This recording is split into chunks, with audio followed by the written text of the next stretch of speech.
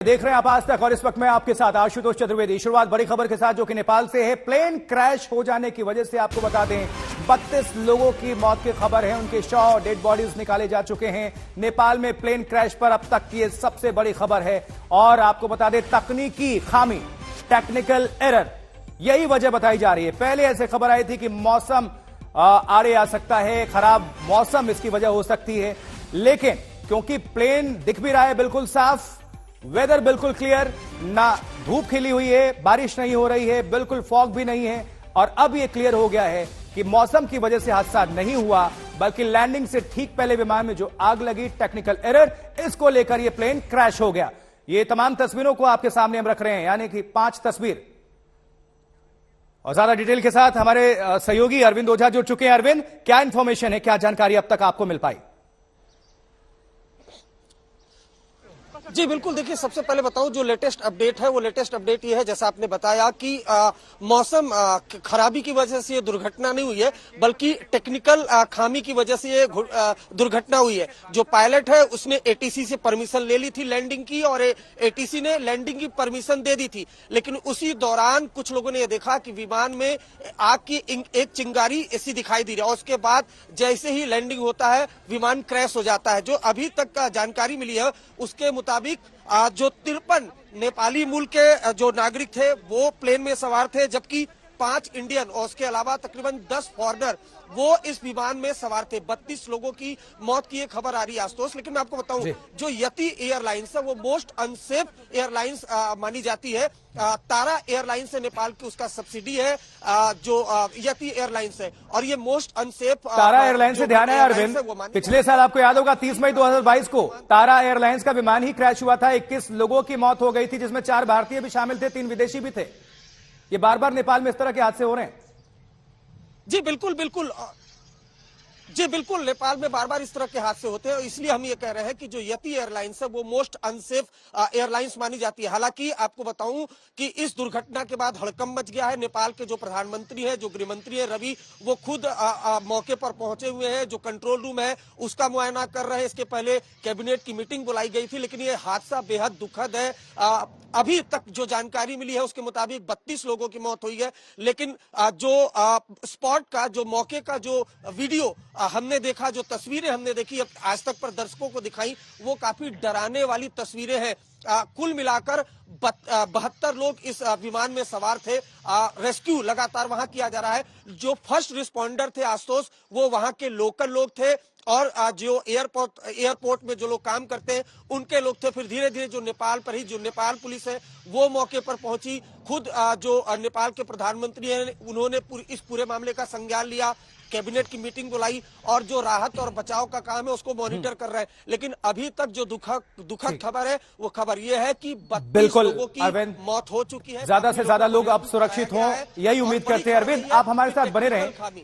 Aviation expert Subhash Goyal जी हमारे साथ जुड़ चुके हैं। सुभाष जी, आपसे जानना चाहेंगे, देखिए टेक्निकल एरर वजह बताई जा रही है, जिस तरह से हमारे सहयोगी अरविंद ओझा भी साझा कर रहे हैं कि सबसे पहले चिंगारी नजर आई विमान में, उसके बाद से ये क्रैश हुआ। पहले मौसम को वजह बताया जा रहा था, लेकिन अब ये साफ हो चुका है कि मौसम वहां क्लियर था, मौसम आड़े हाथों नहीं आया, टेक्निकल एरर। सर क्या कहेंगे ATR 72 को लेकर? देखिए, काठमांडू से पोखरा का जो फ्लाइट है वो सिर्फ आधे घंटे की फ्लाइट है, और जैसे कि आपने देखा और मैंने भी वो विजुअल देखा आपके उस पे कि प्लेन लैंड कर रहा था। लैंड करते हुए जब प्लेन की पावर होती है वो आधी हो जाती है, बिकॉज फुल थ्रॉटल पे इंजन नहीं चलता। तो उस या तो बर्ड हिट हुआ है या कोई टेक्निकल स्पार्क वगैरह जैसे आप कह रहे हैं, कुछ ना कुछ ग्लिच हुआ है, जिसकी वजह से पायलट ने लेफ्ट को मोड़ा है, और लेफ्ट को मोड़ने से most probably he was trying to avoid जो मकान थे या रेजिडेंशियल एरियाज थे उनको अवॉइड करके वो रिवर की तरफ ले गया है, और रिवर में जाके प्लेन क्रैश हुआ है। तो ये जो सटी रिवर है, क्योंकि बिल्कुल ठीक आपका जो कंक्लूजन है कि ना तो मौसम खराब था ना कोई और था, ये जरूर टेक्निकल एरर है या पायलट एरर है, ये तो ब्लैक बॉक्स से और इन्वेस्टिगेशन से पता लगेगा। बट प्लेन को परमिशन मिल गई थी लैंड करने के लिए, और जो विजुअल मैंने देखे हैं आपके टेलीविजन पे, इंडिया टुडे के टेलीविजन पे वो ये शो कर रहे हैं कि प्लेन लेफ्ट की तरफ तो फुल थ्रॉटल होता नहीं, तो एकदम या बर्ड हिट हो या कोई टेक्निकल स्नैग हो, तो उसने पायलट ने एकदम लेफ्ट को पूरा मोड़ा, और वो पूरा मोड़ने की बजाय वो पायलट मुझे लगता है हवा में ही प्लेन उल्टा होके क्रैश लैंड कर गया। तो ये मेरी अनुमान है, बाकी तो इन्वेस्टिगेशन रिपोर्ट से और ब्लैक बॉक्स से ही पता लगेगा। सर, लेकिन सबसे बड़ा प्रश्न वही है कि नेपाली गवर्नमेंट, वहां की एविएशन इससे सबक क्यों नहीं लेती? क्योंकि ये पहला मामला नहीं है। आपको याद होगा पिछले साल भी, ज्यादा अभी वक्त नहीं हुआ सर, मई की बात है, 30 मई 2022, वहां पर विमान दुर्घटनाग्रस्त 21 लोगों की जान चली गई, 4 भारतीय भी थे, विदेशी भी उसमें थे। लेकिन बार बार ये हादसे क्या आपको सबक नहीं देते कि और ज्यादा ट्रेनिंग की जरूरत है? कुछ तो कमी है सर। मुझे लगता है कि आयटा को एक सेफ्टी ऑडिट इनका करना चाहिए, जैसे इंडियन डीजीसीए का सेफ्टी ऑडिट होता रहता है रेगुलरली। इंटरनेशनल जो बॉडी है आयटा, उनका जो, और इकाओ, उनके जो civil aviation world safety standards हैं, उनकी एक ऑडिट नेपाल का होना बहुत ज़रूरी है। कि बहुत सारे इंडियंस भी नेपाल जाते हैं, टूरिस्ट भी जाते हैं और भी जाते हैं। तो एक जब तक इनकी सेफ्टी ऑडिट रिपोर्ट नहीं आती, I think we have to have a cautious approach as far as Nepal. और प्लेन जब क्रैश हुआ, निश्चित तौर पर देखिए, बैठकों की अगर बात कर लें, वो तो सिलसिला शुरू हो गया है। प्रधानमंत्री प्रचंड वहां पर खुद ही बैठे हुए हैं और अधिकारियों से वो जानकारी हासिल कर रहे हैं। लेकिन जो लोग काल के गाल में समा गए, उनकी जिंदगी वापस नहीं लाई जा सकती। सबक बस ये है कि आगे से ऐसा ना हो। अरविंद ओझा हमारे साथ, हमारे सहयोगी लगातार जुड़े हुए। अरविंद, और क्या क्या डिटेल्स आपके पास आ चुकी है? क्योंकि 32 डेड बॉडीज तो अब तक निकाली जा चुकी हैं। जी बिल्कुल, 32 डेड बॉडी निकाली जा चुकी है और जो प्रधानमंत्री है नेपाल के, वो बकायदा खुद इस पूरे मामले को मॉनिटर कर रहे हैं। लेकिन आशुतोष, जैसा आपने कहा, और जो एविएशन एक्सपर्ट हैं, आपको बताऊं, जहां तक मेरी जानकारी है, पिछले 12 साल में 8 विमान हादसे नेपाल में हो चुके हैं। यानी नेपाल की सरकार ने कोई सबक नहीं लिया है। पिछले हादसे का आपने जिक्र किया था, और खास तौर से जो यति एयरलाइंस है, वो मोस्ट अनसेफ एयरलाइंस मानी जाती है। और बिल्कुल ये बात सही है कि न सिर्फ नेपाल के लोग, बल्कि बड़े पैमाने पर फॉरेनर और इंडियन नेशनल्स वो भी सफर करते हैं। अगर भारतीय मूल की बात की जाए, इसी हादसे में जो यात्री सवार थे, अभी जो शुरुआती जानकारी आई है उसके मुताबिक 5 भारतीय इसमें सवार थे, और जबकि 10 के लगभग ये आंकड़ा है जो विदेशी नागरिक थे वो इसमें सवार थे। 53 के लगभग नेपाली मूल के जो यात्री थे वो सवार थे। यानी कुल मिलाकर 68 यात्री और 4 क्रू मेंबर इसमें सवार थे। काठमांडू से पोखरा ये विमान जा रहा था। 11:10 का ये वक्त है जब, अगर आपने तस्वीरें देखी हो, और जैसा एविएशन जो एक्सपर्ट हमारे साथ बैठे, कि जो विमान है वो लेफ्ट साइड में अचानक से डाउन होता है, उसके बाद क्रैश हो जाता है। बड़ा सवाल ये है कि क्या नेपाली सरकार, और अरविंद, जानकारी मिल रही है कि मरने वालों की तादाद बढ़ रही है, और पहले से ही अंदेशा ऐसा था, क्योंकि वो विचलित करने वाली डरावनी तस्वीरें आई थी। जोरदार धमाके के साथ प्लेन क्रैश हुआ। 32 से अब आंकड़ा 36 तक पहुंच चुका है। अरविंद जी बिल्कुल, 36 का आंकड़ा पहुंच चुका है। और आपको बताऊं, जो दुखद खबर आई है, 36 का आंकड़ा पहुंच चुका। बहुत से जो लोगों को रेस्क्यू कराया गया है, उनकी भी हालत बहुत गंभीर है, क्योंकि जो एक्सीडेंट साइट है वहां की तस्वीरें हमने भी देखी, काफी भयावह है आशुतोष वो। क्योंकि जैसे ही विमान क्रैश हुआ, उसमें आग की लपटें, भयानक आग की लपटें वो दिखाई देने लगी। आसपास जो फर्स्ट रिस्पॉन्डर थे, जो लोकल लोग थे, जो एयरपोर्ट पे काम करते हैं, उन लोगों ने मिट्टी बालू फेंकना शुरू किया, जिससे आग पर काबू पाया जा सके, लोगों को रेस्क्यू करने का काम शुरू हुआ। लेकिन तस्वीरें देखकर ही अंदाजा लगाया जा सकता है कि यह हादसा बहुत ज्यादा भयानक है। 36 की मौत की अभी जानकारी अभी आई है, और हादसा इतना भयानक है और इतना डरावना, इसका अंदाजा आप इसी बात से लगा सकते हैं कि जो नेपाल के प्रधानमंत्री हैं, वो खुद कंट्रोल रूम में पहुंचे हुए हैं। तमाम जो नेपाल सरकार का अमला है, जो प्रशासन है, वो स्पॉट पर उतर गया। अभी जो जानकारी मिली है उसके मुताबिक 5 भारतीय इसमें सवार थे, 53 नेपाली मूल के लोग सवार थे, 10 फॉरेनर थे, जिसमें कुछ बच्चे भी शामिल हैं। लेकिन जैसा कि हम बार बार ये सवाल उठा रहे हैं, क्योंकि भारत से भी कई लोग सफर करते हैं, कई फॉरेनर सफर करते हैं, और जैसा मैंने बताया, जो मेरी जानकारी है, 12 साल में तकरीबन 8 विमान हादसे नेपाल में हो चुके हैं। तो ऐसे में नेपाल सरकार को भी जागने की जरूरत है खास तौर से। और जैसा हम बार बार कर रहे हैं कि जो यति एयरलाइंस है वो मोस्ट अनसेफ मानी जाती है पिछले जो हादसे हुए उसको देखते हुए। लेकिन अभी तक की जो बड़ी खबर यही है आशुतोष की 36 लोगों की मौत हो गई है। जो जिनको रेस्क्यू कराया गया है उनकी हालत भी बेहद गंभीर है, और खुद जो नेपाल के प्रधानमंत्री है उन्होंने अब कमान संभाल ली है। कंट्रोल रूम से वो लगातार इस पूरे मामले को मॉनिटर कर रहे हैं। आशुतोष। बिल्कुल अरविंद, आप हमारे साथ बने रहे। एक बार फिर से हम दर्शकों को तस्वीरें दिखा देते हैं किस तरह से ये विमान जो है दुर्घटनाग्रस्त हुआ, प्लेन क्रैश हुआ। लेकिन अच्छी तस्वीर ये आई कि तुरंत लोग पहुंच गए और संवेदनशीलता दिखाते हुए वो लोगों को ज्यादा से ज्यादा बचाने की कोशिश में है। कुछ लोगों को तुरंत उठाकर बाहर लेकर आए। पानी पानी आप चिल्लाते हुए सुन सकते हैं। पानी, उसके बाद से सेना ने मोर्चा संभाला, पुलिस को वहां पर बुलाया गया, और जो रिहायशी इलाका है तुरंत फौरन दौड़कर वहां पर पहुंचते हैं। चूंकि खाई में यह विमान समा गया, प्लेन क्रैश हुआ, आप बड़ी सी खाई देख सकते हैं, और विमान का सिर्फ ऊपरी हिस्सा ही आपको नजर आ रहा है, पूरा विमान नीचे खाई में समाया हुआ है। 68 मुसाफिर, 4 क्रू मेंबर्स, यानी टोटल 72 संख्या। और उनको क्या पता था जब ये विमान, आपको हम दिखा रहे हैं एक तस्वीर जो सबसे आप दाएं स्क्रीन पर आप देख सकते हैं, विमान के चंद सेकंड पहले की तस्वीर, किस तरह से ये हवा में उड़ रहा है और एकाएक बाईं तरफ, अब बड़े विंडो में आप देखिए, बाईं तरफ ये नीचे झुकता है और सीधे ये जा गिरता है, जमीन पर टकराता है। जोरदार विस्फोट, जोरदार धमाके के साथ चीख पुकार मच जाती है। जो शख्स है उसने अपने मोबाइल कैमरे के जरिए इस घटनाक्रम को रिकॉर्ड कर लिया। लाल घेरे में आपको दिखा रहे हैं पोखरा नेपाल की ये तस्वीर। नेपाल में बड़ा विमान हादसा, दुखद खबर, 36 लोगों के मारे जाने की अब तक सूचना है, और अंदेशा यह है कि यह आंकड़ा अभी और बढ़ेगा, क्योंकि जिस तरह से ये डरावनी तस्वीर सामने आ रही है, बहुत चमत्कार ही होता है जब कोई ऐसे हादसे में बच जाता है। ईश्वर की ही कृपा मानी जाएगी। एविएशन एक्सपर्ट हमारे साथ गोयल साहब जुड़े हुए हैं। सुभाष जी, आपसे जानना चाहूंगा, ये जो आप तस्वीर देख रहे हैं ये बहुत डरावनी तस्वीर है, इसमें अगर कोई बचता है तो वो भगवान की कृपा, ईश्वर का आशीर्वाद ही होगा सर। बिल्कुल बिल्कुल, और क्रैश इतनी जबरदस्त हुआ है, जैसे कि आपने अभी मेंशन करा कि पूरा प्लेन जो है वो खाई और गड्ढे के अंदर चला गया है, सिर्फ टेल नजर आ रही है। तो ऐसी सिचुएशन में कोई मिरेकल होगा जिसकी वजह से कोई बच सकेगा, और मैं चाहता हूं कि बड़ी दुखद बात है कि बच्चे भी थे, और ये सिर्फ आधे घंटे की फ्लाइट है, काठमांडू से पोखरा सिर्फ आधे घंटे की फ्लाइट है। और वेदर, पहले हम जब मुझे इन्फॉर्मेशन मिली मैंने सोचा कि शायद वेदर की वजह से हुआ होगा। जब मैंने आपके इंडिया टुडे को ऑन करा और मैंने देखा प्लेन लैंड करते हुए लेफ्ट साइड को मुड़ा है। सर साफ तौर पर इसमें देखा जा सकता है, ये रिपोर्ट्स शुरू में आ रही थी जब तक विजुअल नहीं आया था, ये जैसे तस्वीर दिखी ये तो हमें भी यहां से एहसास हो गया, और यही हम दर्शकों को भी बता रहे थे कि देखिए बिल्कुल मौसम साफ है, ना तो बारिश हो रही है, धूप खिली हुई है, फॉग का नामो निशान नहीं है, फिर मौसम तो वजह नहीं हो सकती, टेक्निकल एरर, तकनीकी समस्या ही वजह है सर।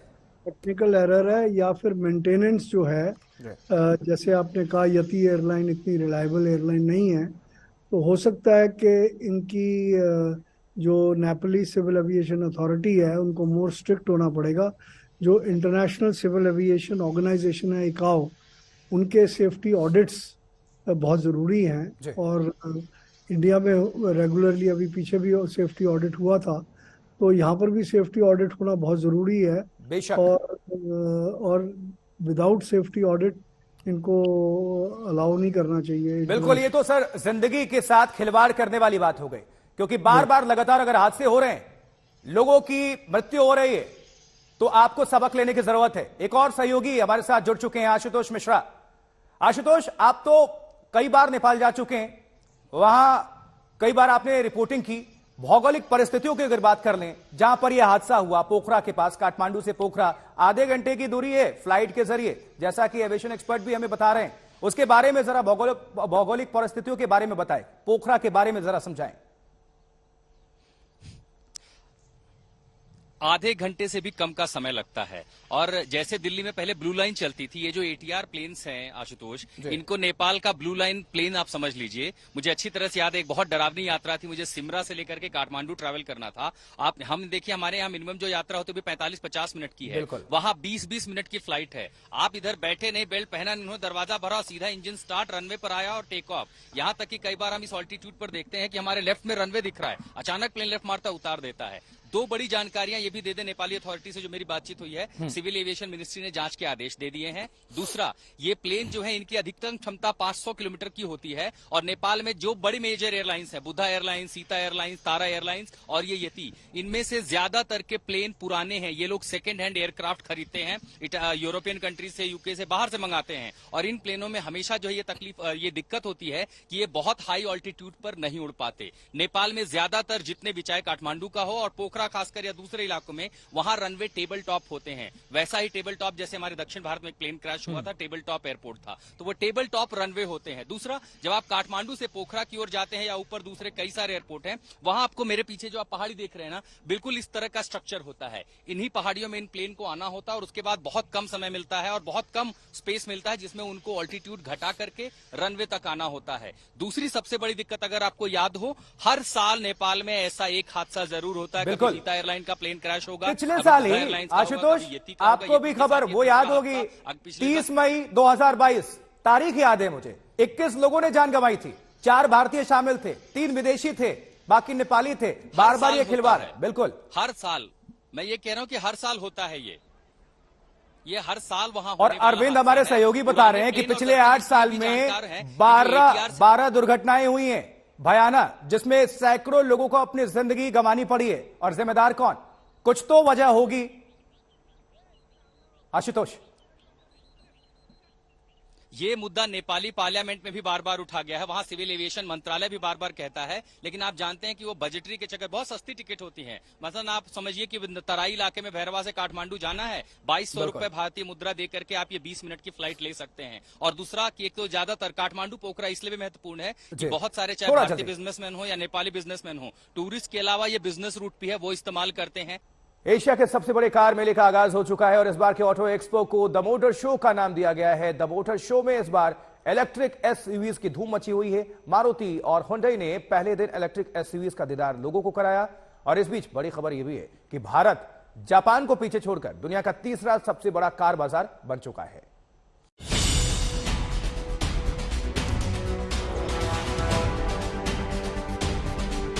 दुनिया की 5वीं सबसे बड़ी अर्थव्यवस्था यानी भारत अब विश्व की तीसरी सबसे बड़ी इकोनॉमी जापान से भी आगे निकल गई है। यहाँ बात हो रही है दुनिया के तीसरे सबसे बड़े कार बाजार की, जिस रेस में भारत ने जापान को पीछे छोड़ दिया है। अब चीन और अमेरिका ही भारत से बड़े कार बाजार है। अनुमान है कि 2022 में भारत में 42,50,000 से ज्यादा वाहनों की बिक्री हुई। बिक्री का यह आंकड़ा चीन और अमेरिका के बाद सबसे ज्यादा है।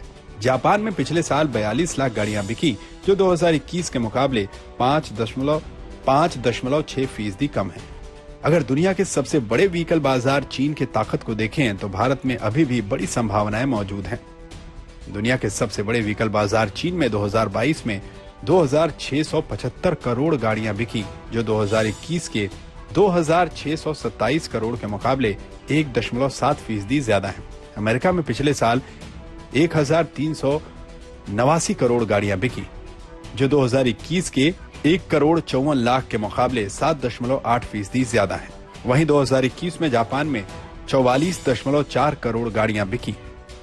ऐसे में समझा जा सकता है कि भारत का वाहन मार्केट चीन के मुकाबले 20% भी नहीं। चीन 2006 में जापान को पीछे छोड़कर दुनिया का दूसरा सबसे बड़ा व्हीकल मार्केट बन गया था और 2009 में अमेरिका से आगे निकलकर दुनिया का सबसे बड़ा वाहन बाजार बन गया था। वहीं भारत ने वाहनों की अधिकतम बिक्री का आंकड़ा 2018 में हासिल किया था, जब 44 लाख वाहन बिके थे, लेकिन 2019 में यह संख्या घटकर 40 लाख रह गई थी। कोरोना के फैलने के बाद 2020 में यह आंकड़ा 30 लाख से भी कम रह गया। 2021 में फिर से देश में वाहनों की बिक्री एक बार फिर 40 लाख के पार निकल गई थी। सेमीकंडक्टर चिप की कमी से 2021 में गाड़ियों के उत्पादन पर असर हुआ था, जो 2022 के शुरुआती महीनों तक भी जारी रहा था। लेकिन इसके बाद भारत ने इस समस्या से पार पाते हुए वाहनों की बिक्री में नया कीर्तिमान स्थापित किया। इसके बाद जापान में वाहनों की बिक्री में गिरावट का फायदा उठाकर भारत दुनिया का तीसरा सबसे बड़ा वाहन मार्केट बन गया है। इस तेजी से कार मार्केट को काफी आत्मविश्वास मिलेगा, क्योंकि भारत में गाड़ियों की बिक्री में अभी भारी ग्रोथ की गुंजाइश है। इसकी वजह है कि भारत जल्द ही दुनिया में सबसे ज्यादा आबादी वाला देश बन जाएगा। देश में फिलहाल महज 8.5% परिवारों के पास वाहन है। ऐसे में आबादी के लिहाज से भारत में अमेरिका और चीन से भी आगे निकलने की क्षमता है। आज तक ब्यूरो। 38 लोगों को अब तक जान गंवानी पड़ी है इस हादसे में, और मरने वालों की तादाद और भी बढ़ सकती है, क्योंकि जिस तरह से ये विमान क्रैश हुआ उसमें किसी के भी बचे होने की संभावना बेहद कम है। जो लोग बचे हैं वो काफी, उनकी हालत नाजुक बताई जा रही है। विमान लैंडिंग की दिशा को लेकर असमंजस थी सूत्रों के मुताबिक, ये भी आपको बता दें। और ये विमान जब हादसा हुआ, प्लेन क्रैश हुआ, हादसे से ठीक 10 सेकंड पहले का ये वीडियो है। एकाएक आप अगर नजर डालेंगे लाल घेरे में, ये विमान सीधा जा रहा है, लेकिन बाईं तरफ नीचे की तरफ एकाएक ये डाइवर्ट होता है और 10 सेकंड के बाद ये खाई में समा गया, यानी प्लेन क्रैश हो गया। जोरदार विस्फोट होता है, धमाका होता है, चीख पुकार मच जाती है और आसपास के जो लोग हैं, रिहायशी इलाका है, वो घरों से बाहर निकलते हैं, वहां मौके पर पहुंचते हैं, मदद करने की पूरी कोशिश। कुछ लोगों को बाहर निकाला गया, कुछ वहां पर विमान का शिकार हो गए थे जो आग के लपटों में घिर गए थे, क्योंकि विमान आग के गोले में तब्दील हो गए थे, शोले नजर आ रहे थे और जो धुआं, उसका गुबार कई किलोमीटर दूर से ही उसको देखा जा सकता था। और ये तस्वीर फिर से देखिए, बार बार देखिए, क्योंकि जो लोग विमान में सवार थे उनको अंदेशा भी नहीं होगा, अंदाजा भी नहीं होगा कि 10 सेकंड के बाद वो काल के गाल में समाने वाले हैं और तमाम जो अपने हैं उनके वो इंतजार में होंगे। एक बात और, एक और बड़ी खबर, और ये जो पोखरा एयरपोर्ट है, पड़ोसी मुल्क चीन की मदद से बना है ये एयरपोर्ट। तो चीन की मदद से बना है ये पोखरा एयरपोर्ट। चीन के एक्सिम बैंक ने दिया था इसे लोन, यानी आप इसको इस तरह से समझें, जहां जहां चीन की नजर और भूमिका होती है उसका असर ये देखिए जरा। उद्घाटन के दिन इसी विमान का हुआ डेमो फ्लाइट और वही विमान अब हादसे का शिकार। डेमो फ्लाई वाला विमान आज हादसे का शिकार हुआ है। और हमारे साथ पंकज जैन, ये स्थानीय पत्रकार हैं, पंकज दास हैं, स्थानीय पत्रकार हैं। जब ये हादसा हुआ, पंकज आपसे हम जानना चाहेंगे, आंखों देखी और अब तक अपडेट क्या है, सर क्या कह रही है, जानकारी जरा दर्शकों को बताएं आप विस्तार से। अभी बिल्कुल अब तक जो है वहां से 36 शव निकालने की खबर मिल रही है। दूसरी तरफ जो है यहाँ कैबिनेट की मीटिंग में बचाव और राहत का काम तेजी से करने का निर्देश दिया गया है। किसी तरह की कोई कोताही नहीं बरतने की बात प्राइम मिनिस्टर ने कही है। प्राइम मिनिस्टर खुद एयरपोर्ट के कंट्रोल रूम में जाकर उन्होंने राहत और उद्धार कार्य जो चल रहा है उसका जायजा लिया और उनको ब्रीफ किया गया वहां पर कि टेक्निकल खराबी के कारण यह हादसा हुआ है। जो एयरपोर्ट अथॉरिटी के ऑफिसर थे उन्होंने प्राइम मिनिस्टर को यह ब्रीफ किया कि जो शुरू में मौसम खराबी की बात कही जा रही थी वो मौसम की खराबी के कारण नहीं बल्कि कोई तकनीकी खराबी के कारण यह हादसा हुआ है। क्योंकि एयरपोर्ट अथॉरिटी वालों का कहना है कि विमान में लैंडिंग से ठीक पहले आग की लपटें देखी गई और लैंडिंग से 10 सेकंड पहले ही विमान दुर्घटनाग्रस्त हो गया है। ऐसा प्रधानमंत्री को जानकारी दिया गया है एयरपोर्ट अथॉरिटी की तरफ से। दूसरी तरफ जो है पोखरा एयरपोर्ट के जो एटीसी है उनके ऑफिसर्स का कहना है कि पायलट ने लैंडिंग की परमिशन मांगी थी। जो पोखरा एयरपोर्ट पर ईस्ट वेस्ट के तरफ रनवे बनाया गया है उसमें पायलट ने पहले ईस्ट के तरफ से लैंडिंग की परमिशन मांगी थी और एटीसी ने ईस्ट की तरफ से लैंडिंग की परमिशन दे भी दी थी। लेकिन अचानक थोड़ी देर के बाद पायलट की तरफ से एटीसी को मैसेज दिया जाता है कि हम अब वेस्ट की तरफ से लैंड करेंगे क्योंकि ईस्ट की तरफ से थोड़ा सा जो है हवा का दबाव ज्यादा होने के कारण हम वेस्ट की तरफ से लैंडिंग करेंगे और उनको वेस्ट तरफ से भी लैंडिंग करने की परमिशन दे दी जाती है। एयरपोर्ट के जो एटीसी ऑफिसर्स हैं उनका कहना है कि बस 10 सेकंड और 10 सेकंड बाद ही यह विमान का जो लैंडिंग गियर है वो रनवे को टच करना था, लेकिन 10 सेकंड पहले यह हादसे का शिकार हो गया है और हादसे जो है लैंडिंग से पहले उसमें आग की लपटें दिखाई दी गई है। जो लोग हैं, स्थानीय लोग हैं, उन्होंने शुरू में ये बताया था कि पहाड़ की चोटी में से टकराने के कारण हादसा हुआ है, लेकिन आग की लपटों की खबर जो एयरपोर्ट अथॉरिटी की तरफ से प्राइम मिनिस्टर को भी ब्रीफ में बताया गया है और वहाँ पे जो एटीसी वाले हैं वो भी ये बात बता रहे हैं। तो निश्चित रूप से अब जो विमान में तकनीकी खराबी, विमान का रख रखाव एयरलाइंस कंपनी की जिम्मेदारी अब बनती है इस पर, और देखना है कि सरकार इस पर क्या एक्शन लेती है। बिल्कुल, हमारे साथ सुजीत झा हमारे सहयोगी जुड़ रहे हैं। सुजीत, आप तो नेपाल बहुत बार गए हुए हैं, कई बार वहां पर आपने रिपोर्टिंग की हुई है। ये जानकारी मिल रही है कि जो एयरपोर्ट है उसके निर्माण में चीन की भूमिका है, वहां की कंपनी ने लोन दिया और जो डेमो फ्लाई था इसी विमान का था उद्घाटन के वक्त, और वही विमान हादसे का शिकार हुआ है। ये अपने आप में चीन का कनेक्शन।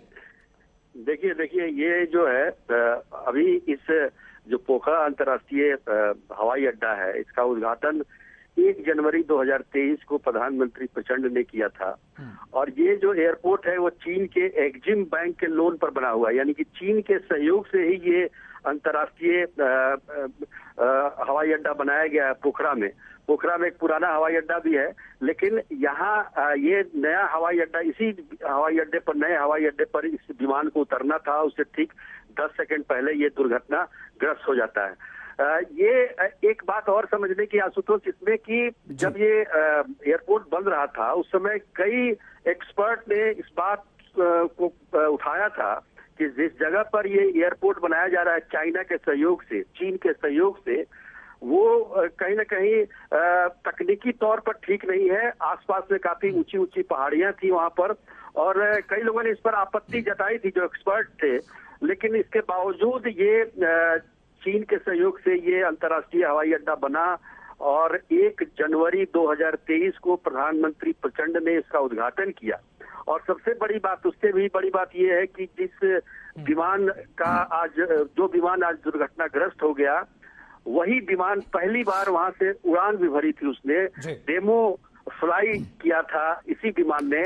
आज देखिए, दुर्भाग्य देखिए कि आज उसी विमान का दुर्घटना हो जाता है। तो कुल मिलाकर जो एक ये हम ये कह सकते हैं, एक तो हमारे वैसे तो चीन, नेपाल भी जो है वो हम कह सकते हैं कि नेपाल में भी इस बात की मान्यता है, खासतौर पर जो खरमास का महीना होता है उसमें कोई शुभ काम नहीं किया जा सकता। तो इसमें अगर इसमें ये उद्घाटन हुआ है तो इस बात को भी नेपाल के लोग इस बात को ही मानते हैं कि हो सकता है इसकी वजह से कुछ अशुभ हो गया हो। तो ये इतनी बड़ी दुर्घटना हाल के दिनों में मुझे लगता है कि नेपाल एयरलाइंस का सबसे बड़ी दुर्घटना है ये। चलिए सुजीत, आप नजर बनाकर रखिए। इस वक्त हमारे बहुत सारे साथी हमारे साथ जुड़े हुए हैं, बहुत सहयोगी। आशुतोष मिश्रा को हम देख पा रहे हैं, एविएशन एक्सपर्ट सुभाष गोयल जी हमें नजर आ रहे हैं, एविएशन एक्सपर्ट अमित कोहली साहब का बहुत स्वागत है। लेकिन सर, कैसे स्वागत करेंगे, तो बहुत दुखद खबर है। अमित जी, आपसे मैं जानना चाहूंगा, ATR 72 ये जो विमान हादसा हुआ, सुजीत झा हमारे सहयोगी जानकारी दे रहे थे कि किस तरह से चीन की इसमें भूमिका है, वहीं से लोन दिया गया, उद्घाटन अभी हाल फिलहाल हुआ, उद्घाटन के बाद शुरुआत किस तरह से हुई सर? यही विमान डेमो फ्लाई और यही प्लेन क्रैश हो गया, और नतीजा यह है कि अब तक 36 लोगों के मारे जाने की पुष्टि तो हो चुकी है, अभी और भी अपडेट आने बाकी हैं। ATR 72 सर, आपके टेक। Thank you. बहुत ही दुर्भाग्यपूर्ण हादसा है ये, और जब सुनने में आता है कि अभी कुछ ही दिन पहले इंटरनेशनल एयरपोर्ट चालू हुआ और यही एयरक्राफ्ट था जिसपे डेमो भी हुआ था, और उसके बाद कुछ ही दिन बाद ये एयरक्राफ्ट हादसे का शिकार हुआ और इतने सारे लोग इसमें थे, और आई होप कि बस कुछ लोग बचे हों इसके अंदर, काफी लोग निकाले भी गए हैं। एट द फर्स्ट साइट लगता है कि विमान में कुछ टेक्निकल एरर ही था, बिकॉज मौसम सारा साफ था, तो कुछ ना कुछ इसमें टेक्निकल था। इसमें यह भी हो सकता है कि जो मैं एक चीज देख रहा हूँ, अगर एयरक्राफ्ट ये जब लैंड करने ही वाला था और पायलट को परमिशन अगर अभी मिला था लैंडिंग के लिए, और कुछ हवा के झोंके थे जो कि तेज थे, तो कैप्टन को लगा कि हम इस साइड से नहीं, हम दूसरी साइड से लैंड करेंगे। उसने ATC से परमिशन भी मांगा और ATC ने उनको परमिशन भी दिया। जस्ट एक थॉट है कि कुछ बैगेज तो ऐसा नहीं था, जैसे ATR का जो बैगेज होल्ड होता है उसमें दोनों तरफ से लेफ्ट और राइट का जो होल्ड होता है, उसके बीच में एक रास्ता भी होता है जाने का। अब वो बैगेज क्या पूरा कंपार्टमेंट टाइटली वो उसको बांधा गया था कि सामान इधर से उधर ना आए, और क्या कुछ सामान में कुछ ऐसा था कि जो कि अनसेफ था, जो कि नहीं होना चाहिए था। ये भी एक कंसर्न है। हमें अभी मालूम नहीं है ये क्या था क्या नहीं, या एयरक्राफ्ट इतना पुराना था और उसमें कुछ टेक्निकल था कि उसको MEL पे भी, मिनिमम इक्विपमेंट लिस्ट पे भी निकाला गया। क्या कुछ वाकई में ऐसा था, या ये इसको अभी उड़ान नहीं भरनी चाहिए थी? तो मेरे ख्याल से नहीं होना चाहिए था। अगर इसमें कुछ मतलब भी सेफ्टी टेक्निकल मेजर्स के साथ खिलवाड़ कह सकते हैं, क्योंकि और अगर ये एयरक्राफ्ट एकदम ठीक था तो एकदम से क्या टेक्निकल हो गया इसके अंदर, और पायलट ने क्या कम्युनिकेट किया? क्या पायलट को कुछ उसमें लगा कि कुछ तकनीकी खराबी है एंड हीट, और उसने भी वो रिस्क लिया, या क्या था? तो ये सब एक जांच का विषय है जो कि धीरे धीरे ही चल के सब खुलेगा कि इसमें क्या हुआ था। क्योंकि सर अगर आप नजर डालें, जो हम वीडियो बार बार दिखा रहे हैं, प्लेन क्रैश होने से ठीक 10 सेकंड पहले वो एकाएक बाईं तरफ वो डाइवर्ट होता है और नीचे की तरफ वो खाई में समा जाता है, यानी क्रैश, जोरदार धमाका, नतीजा लोगों की मौत। ऐसा क्या हुआ होगा एकाएक की वो डाइवर्ट हुआ? क्या हवा से ये मुनासिब है कि एकाएक फ्लाइट डाइवर्ट हो जाए?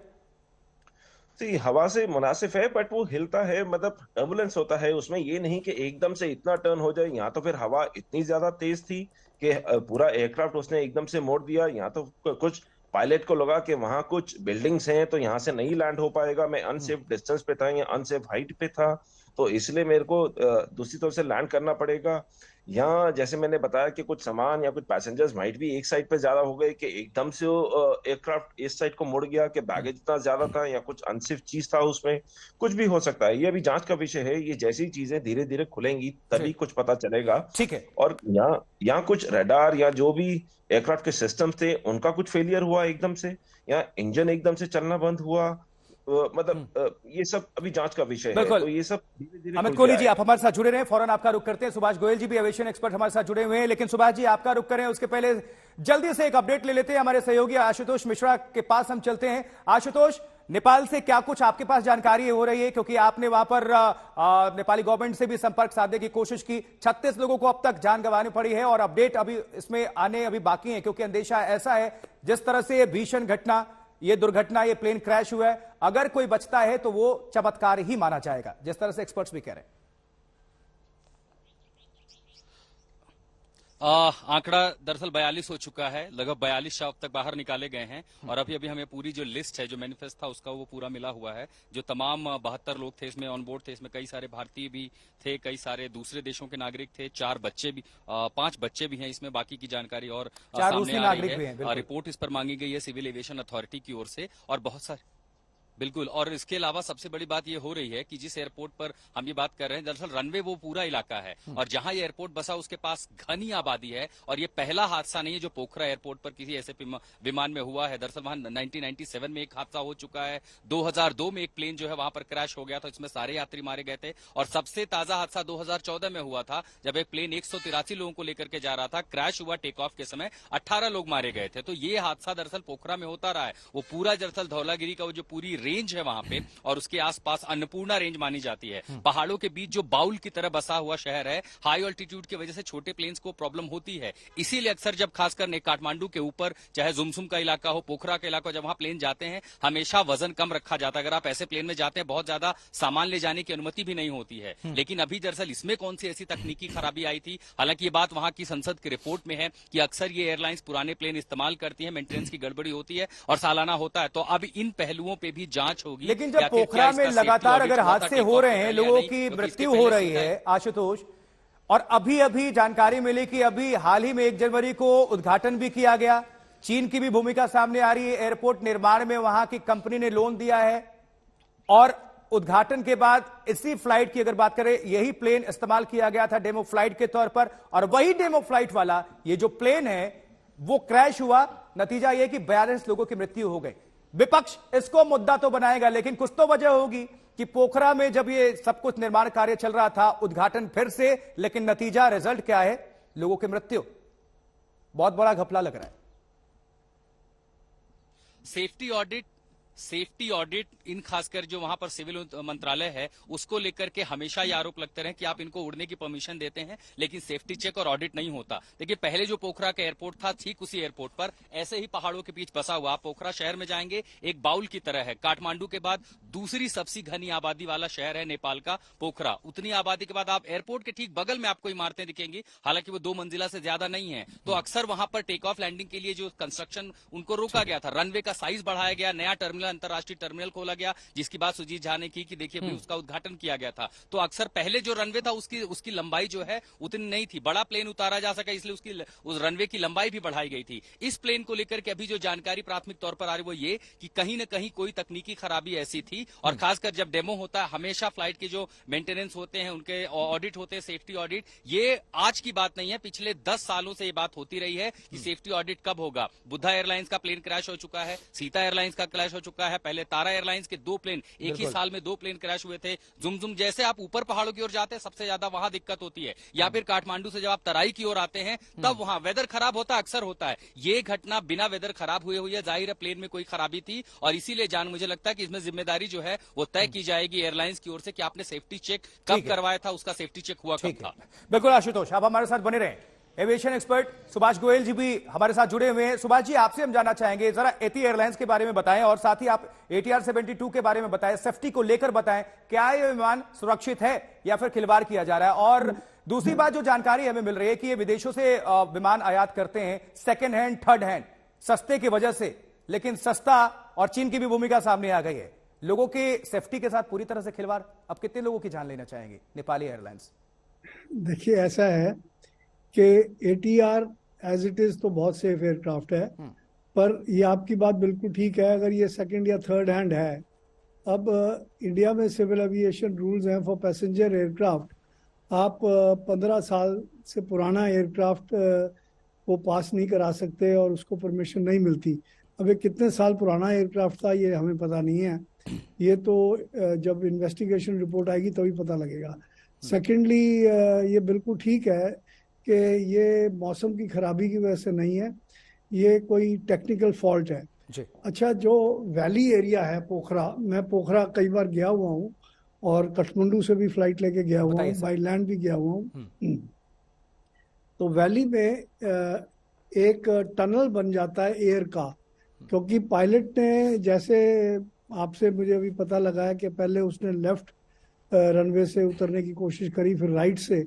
अब क्या जो चाइनीज नेविगेशनल इक्विपमेंट हैं वो इतने रिलायबल हैं कि नहीं, या क्योंकि चाइनीज काफ़ी चीज़ें रिलायबल नहीं होती, ये भी इन्वेस्टिगेशन सस्ती होती है लेकिन टिकती नहीं है सर। क्या उन इंस्ट्रूमेंट्स का कसूर है, या कोई ऑल ऑफ अ सडन जैसे प्लेन लेफ्ट की तरफ हुआ तो कोई बहुत ज़्यादा, क्योंकि प्लेन की जो पावर है जब लैंड करने होता है तो एकदम पावर कोई 50% के करीब लेस हो जाती है, तो उस टाइम वो ज़्यादा वल्नरेबल होता है कि कोई बहुत ज़्यादा तेज़ से कोई आंधी तूफान सा आए, या फिर कोई बर्ड हिट हो, या कोई ऐसी चीज़ हो, या फिर टेक्निकल कोई ग्लिच हुआ हो कि मेंटेनेंस ठीक नहीं हुई। पर आधे घंटे पहले फ्लाइट टेक ऑफ करी है तो इसकी चेकिंग तो ज़रूर हुई होगी काठमांडू एयरपोर्ट पे, क्योंकि कोई भी प्लेन टेक ऑफ नहीं करता जब तक जो इंजीनियर्स होते हैं एयरलाइन के वो इसको डबल चेक क्यों नहीं करते। हर चीज़ का डबल चेक होता है।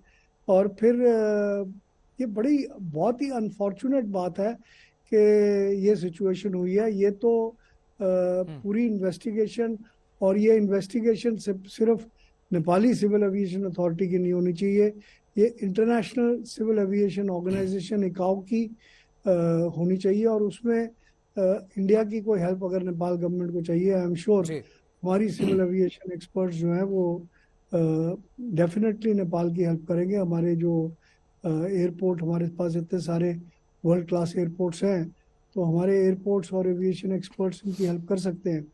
पर अल्टीमेटली जब तक पैसेंजर का कॉन्फिडेंस नहीं होगा, जब तक एक इकाओ का सेफ्टी ऑडिट ना हो और उसकी रिपोर्ट ना आए। बिल्कुल, गोयल साहब हमारे साथ जुड़े हैं, अमित कोहली साहब हमारे साथ जुड़े हुए हैं। आशुतोष, फौरन आपका रुख करेंगे एक सवाल के बाद। एविएशन एक्सपर्ट अमित कोहली साहब, आपसे हम जानना चाहेंगे, नेपाल को नए सिरे से उनके एविएशन को फिर से ऑडिट करने की दरकार आपको लगती है? क्योंकि ये तो कहते हैं ना एक तरह से कि दाल ही काली नहीं, पूरी दाल काली है ये, क्योंकि लगातार हादसे हो रहे हैं, लोग जान गंवाने उनको पड़ रही है। पूरी अगर एयरलाइंस की, जिस तरह से आशुतोष ने बताया, यति एयरलाइंस की तो बात कर लीजिए, तारा एयरलाइंस हो, तमाम एयरलाइंस को उठा लीजिए सर, कोई भी वहां की एयरलाइंस कंपनी, उनका कोई भी ऐसा नहीं होगा जो कि प्लेन क्रैश ना हुआ हो और लोगों को जिंदगी गंवानी ना पड़ी हो। एक नए सिरे से जरूरत है सबक लेकर आगे बढ़ने की। 12 साल 8 हादसे बहुत ज्यादा है, बहुत ज्यादा। और कितने लोगों ने अपनी जान गंवाई, बहुत ज्यादा है। ये एक सीरियस कंसर्न है। और आई थिंक पहले तो वहां पे जितने भी एयरक्राफ्ट हैं या जितनी भी एयरलाइन कंपनीज वहां पे रन हो रही हैं या एयरपोर्ट है, वहां के जितने इंस्ट्रूमेंट्स हैं, इन सबका ऑडिट होना चाहिए। और जो वहां पे इंजीनियर्स हैं, सब हैं, वो क्या चेक कर रहे हैं और वो वाकई में ठीक चेक कर रहे हैं, कोई जल्दबाजी में कुछ काम तो नहीं हो रहा है, क्योंकि ये सेफ्टी एक बहुत बड़ा कंसर्न बन गया है।